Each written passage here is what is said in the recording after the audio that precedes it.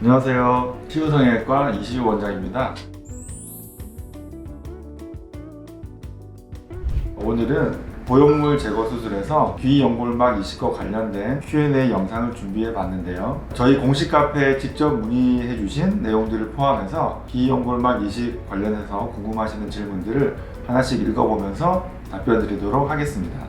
첫 번째는 귀 연골막이란 무엇이고 귀 근막과의 차이에 대해서 많이들 궁금해 하시는데요. 귀 연골막은 말 그대로 귀 연골에 붙어 있는 막입니다. 그래서 귀 연골로부터 귀 연골막만 분리해서 사용하게 되는 것이고, 귀 근막은 귀에는 근육이 없으니까 귀 바로 아래쪽에는 이제 근육이 있는 부분이 있거든요.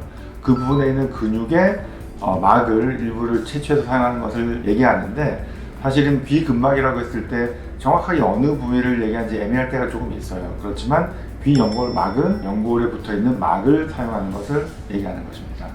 두 번째는 제거 수술에서 귀 연골막은 어떤 경우에 사용하나요? 라고 질문하셨는데, 귀 연골막을 덧댄다는 것은 너무 얇아진 피부를 보완해주기 위한 것이거든요. 그래서 특히 코끝에 있어서 실리콘이 바로 닿아 있거나 피부에, 아니면 실리콘 말고 비연골이나 비중격 연골이 올라가 있을 때도 그 연골이 비치는 경우가 있어요. 그래서 조금 비치는 경우에는 굳이 연골막을 사용하지 않아도 되는데, 좀 심하게 비치는 경우에는 단순히 제거만 하게 되면 그런 비침들이 남게 되기 때문에 귀 연골막을 사용해서 조금 보완해주는 경우들이 있습니다. 일반적으로 제거 수술하는 모든 분들께 적용되는 것은 아니고요. 코끝에 실리콘이나 아니면 코끝에 이제 귀연골 또는 비중격 연골을 올려서 높이를 보완하는 경우가 있는데, 그런 연골들이 비칠 때도 귀연골막을 이식할 수 있습니다. 그래서 심하게 비칠 경우, 그리고 특히 수술을 여러 번 시행하셔서 코에 조직 손상이 좀 많이 오신 분들에게는 저희가 귀연골막을 이용해서 조금 더 보완해드리고 있습니다. 다음 세 번째 질문은 제거 수술 시 귀 연골막 이식은 필수인가요? 라고 문의하셨는데, 이런 귀 연골막 이식이 반드시 해야 하는 필수적인 과정은 아닙니다. 좀 전에 말씀드렸던 이전 질문에서 내용처럼 피부가 너무 얇아서 조금 비칠까봐, 그러니까 제거 수술 이후에 다른 연골이 없이 그냥 피부가 너무 얇아도 내 콧날개 연골이 조금 비칠 수 있잖아요, 그렇죠? 그런 것들에 대해서 몰래 좀 비칠 수 있어요 라고 생각하시면 괜찮은 건데, 너무 심하게 비치거나 좀 패인 부분이 느껴진다거나 그런 것들이 예상될 때는 귀 연골막을 덧대줌으로써 좀 더 부드럽게 보완해 줄 수 있습니다. 그런 경우에 시행하는 것이 좋겠습니다. 네 번째 질문은 귀 연골막 이식의 채취 부위와 흉터에 대해서 문의하셨는데, 귀 연골막이니까 귀에서 채취를 하는 것이죠. 그런데 흉터가 잘 안 보이게 귀의 뒷면에서 이렇게 절개를 하고 귀 연골막을 채취합니다. 그래서 흉터 자체가 심하지도 않지만 위치상 흉터 자체가 잘 보이지도 않아서 그런 부분에 대해서는 사실 너무 걱정하지 않으셔도 괜찮겠습니다. 이번 질문은 귀 연골막 이식의 흡수율 및 이물감에 대해서 궁금해하셨는데요. 보통 이제 코끝에 자가진피를 이식했을 때, 콧대도 마찬가지지만 이 자가진피 흡수율에 대해서 많이들 걱정하시는데, 실제로 자가진피는 조금 많이 흡수되는 것에 비해서 귀 연골막은 훨씬 더 적게 흡수가 되는 것으로 알려져 있고, 막 자체가 너무 얇기 때문에 딱히 이물감이라고 할 만한 것도 없는 게 사실이죠. 그래서 그런 부분에 대해서도 너무 걱정하지 않으셔도 괜찮겠습니다. 이번 질문은 귀 연골막 이식 후에 실코가 될까요? 그리고 부작용도 궁금해요 라고 문의하셨는데, 귀 연골막은 이 코끝의 피부를 좀 부드럽게 약간 매끈하게 해주는 정도의 용도이기 때문에 저희가 이제 제거 수술 이후에 시간이 많이 지나면 돼지코 되고 다 움직여요 라고 말씀드리는데, 그런 부분에서 영향을 주지 않습니다. 그래서 형태적으로 좀 더 매끈한 느낌이지 코의 어떤 부드러운 정도는 상관이 없어서 당연히 돼지코가 될 것이고요. 그리고 부작용도 사실 크게 걱정하실 만한 부작용은 없어요. 애 조직이기 때문에 부작용이라기보다는 흡수가 될 수 있지 않을까 하는 부분인데, 앞서 말씀드린 것처럼 흡수 부분도 자가진피 이식에 비해서는 훨씬 덜하기 때문에 그런 걱정을 하지 않으셔도 괜찮겠습니다. 다만 어쨌거나 조직을 채취를 해야 되니까 귀 뒤쪽에 흉터가 생긴다던가, 물론 잘 보이진 않지만 그런 부분에 대해서는 약간의 부담을 느끼실 수는 있을 것 같아요. 다음 질문은 이제 저희 공식 카페에 아주 액티브하게 여러 개의 질문을 남겨주신 분이 계셔서 하나씩 읽어보고 이건 좀 간단하게 답변 드리도록 할게요. 작성자님은 가을밤 감성님이신데, 제가 약간 라디오 DJ가 된 것 같지만 지금 또 가을이기도 하고요. 하나씩 말씀드리면, 1번 귀 연골막 채취 사이즈는 크기는 딱 정해지진 않았는데 코끝을 덮을 정도니까 지름 10mm 정도 이내에 원형 정도로 채취한다, 이렇게 이해하시면 될 것 같고요. 두 번째는 귀 연골막의 두께 두께는 사실은 정말 비닐처럼 얇아요. 그래서 얇지만 이게 또 튼튼하거든요. 그래서 굉장히 장점이 있는 것이고, 뭐 수치상으로는 정확하게 말씀드리기 힘들지만 1mm도 안 되는 아주 얇은 두께입니다.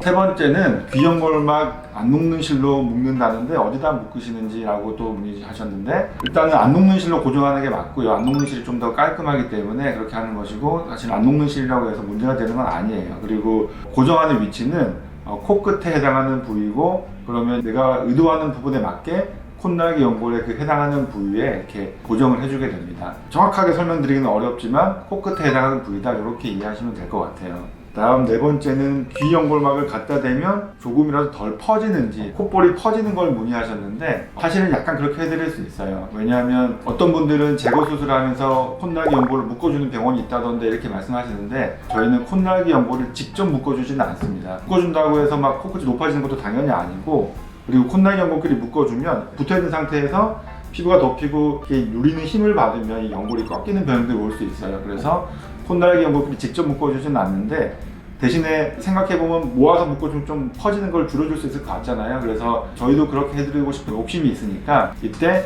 직접 묶어주는 게 아니고 귀 연골막을 코끝에 올려줄 때 살짝 모아주는 방향으로 간접적으로 힘을 직접 받지 않게 모아줄 수가 있어요. 그러면 약간 퍼지는 것도 교정할 수 있습니다. 그래서 이런 방법들은 사실은 굉장히 디테일한 부분들이라서 단순히 피부 두께를 보완하는 것뿐만 아니라 이 형태적인 부분에 있어서도 도움을 줄 수 있다는 것을 알고 계시면 좋을 것 같아요. 다섯 번째는 귀연골막 이식을 하고 나면 추후 무보형물 재수술 시 귀연골막을 뗀 귀연골은 사용할 수 없는 거 아닌가요? 라고 말씀하셨는데, 저희가 귀연골 막만을 대부분 채취하기 때문에 그 자리에 귀연골은 그대로 남아있어요. 그래서 귀연골을 채취해서 사용할 수도 있는데, 아주 드물게 귀연골이랑 귀연골막을 같이 채취할 수밖에 없는 경우들이 있는데, 그때 이제 채취한 이후에 귀연골을 빼내고 귀연골막만 쓰는 거죠. 그런 분들은 그 자리에 연골이 없어요. 그러면 혹시 나중에 필요하다 그러면 또 다른 위치에서 귀연골을 채취할 수 있는 부분 여러 군데가 있어요. 당연히 귀에 변형을 주지 않는 범위 내에서. 그래서 그런 부분에 대해서는 너무 걱정하지 않으셔도 괜찮을 것 같아요.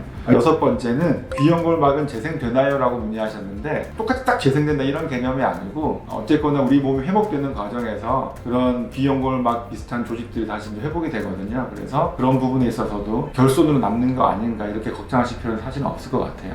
다음 질문은 귀연골막을 덧대면 코 모양에 영향이 있나요? 코 높이도 높아질까요? 라고 하는 질문인데요. 직전에 말씀드렸던 내용이랑 사실은 거의 비슷한 내용인 것 같아요. 그래서 저희가 간단하게 다시 말씀드리면, 약간 퍼지는 거를 조금은 모아줄 수 있고, 높이는 더 높아지는 것은 아닙니다. 뭐 두께가 얇아서 그런 것도 있고, 모인다고 해서 높아지는 건 아니기 때문에 그렇게 이해하시면 될 것 같아요. 다음 질문은 귀연골막 이식 후 비침은 완전히 개선되는 건가요? 라고 문의하셨는데, 완전히 개선된다 이렇게 표현하기는 사실 어려움이 있어요. 의학적인 부분에 있어서. 실제로 수술 한 번도 하지 않은 분들도, 피부가 좀 얇은 분들은 콧날개 연골이 비치고 하거든요.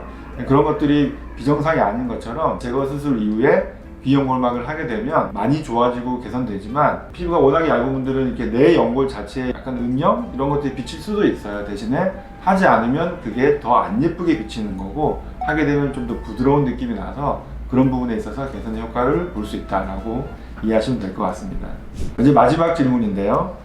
제거 수술 시 자가진피보다 귀연골막 이식을 선호하는 이유는 무엇인가요? 라고 여쭤보셨는데, 맞아요. 저희가 재수술할 때는 코끝에 자가진피를 이용하게 되고, 제거 수술할 때는 귀연골막을 주로 이식하게 되는데, 이유는 일단은 자가진피는 좀 두껍잖아요. 그렇죠? 그래서 그 두께 자체가 코끝을 누를 수가 있어요. 근데 재수술 같은 경우는 지지대를 세우고 콧날개 연골이 있고 그 위에 진피를 덧대주기 때문에 이 지지대가 힘을 받아서 자가진피 두께에 의해서 코끝을 눌러도 코끝이 낮아지질 않아요. 그런데 제거 수술은 지지대를 세우지 않기 때문에 그냥 콧날개 연골이 있는 상태에서 진피를 이렇게 올려주게 되면, 진피가 자체적으로 두껍잖아요. 그렇죠? 보통 뭐 1mm, 2mm 사이 될 것 같은데, 그러면 그 두께에 의해서 코끝이 눌려져요. 눌리면 또 퍼지겠죠. 그렇죠? 그래서 전체적으로 좀 더 모양에 있어서 조금 더 안 좋은 방향으로 갈 수가 있어서 진피를 사용하지는 않고, 그리고 또 하나는 제거 수술 이후에는 코끝이 되게 낮아지잖아요. 그렇죠?